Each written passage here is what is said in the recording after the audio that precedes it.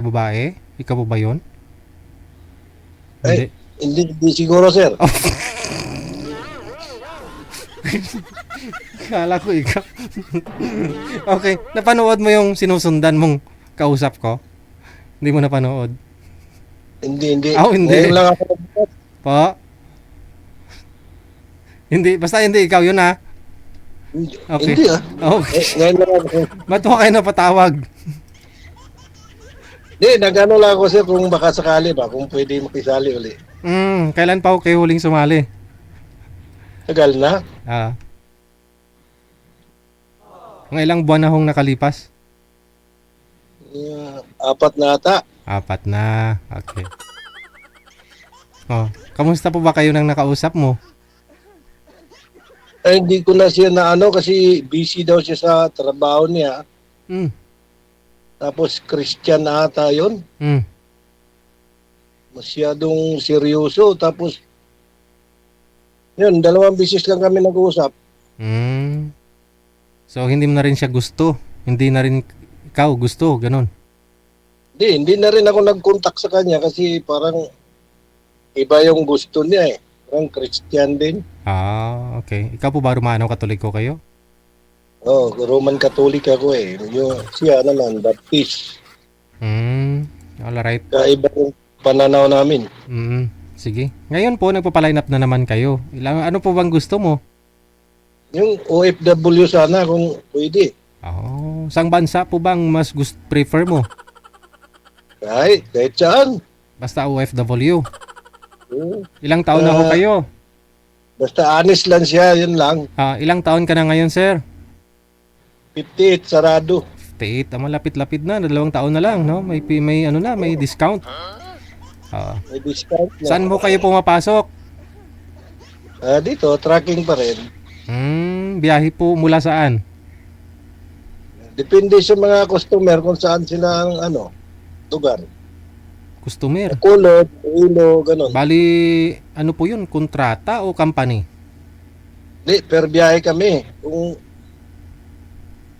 di naman siya kontrata, per biyahe. Saan po hinire po kayo ng company? Kunyari may kakarga sila papunta sa lugar na ganun, ganan. Ganun. Hmm. Pag mayroong biyahe, mayroon. Pag wala, wala. So ano po yan? Parang container yung dala ninyo o malaking parang wing parang ganun? Close van lang, maliit lang. Close van?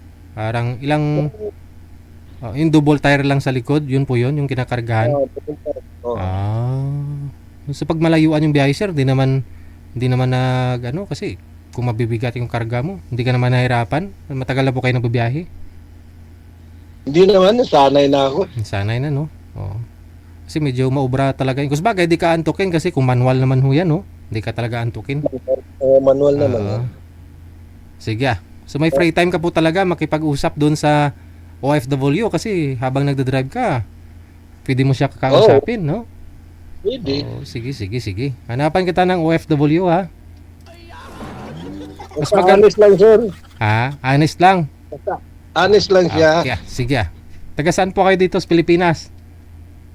Ito Kalamba, Laguna. Okay. Sige. Ilan po anak ninyo? 4. Tapos biyudo na po kayo? Opo. Ilang years ng biyudo? Ay, hindi pa. Hindi pa. Nag-upo kayo, sabi mo upo. Buhay, biyudo sa buhay. Biyudo sa buhay. Yung kasalanan tayo niyan. Gagawa tayong makasalanan. Ilang years na po kayong biyudo sa buhay?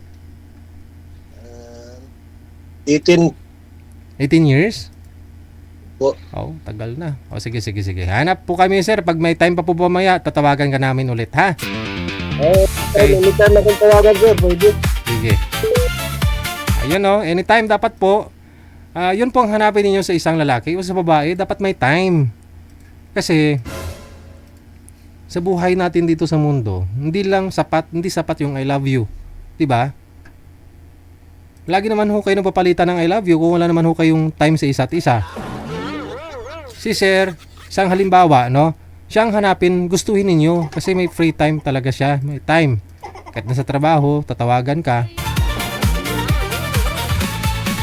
Ikaw ba ay nalulungkot, nag-iisa sa Hindi mo masasabing mahal ka niya kung wala siyang time sa'yo. Walang kasama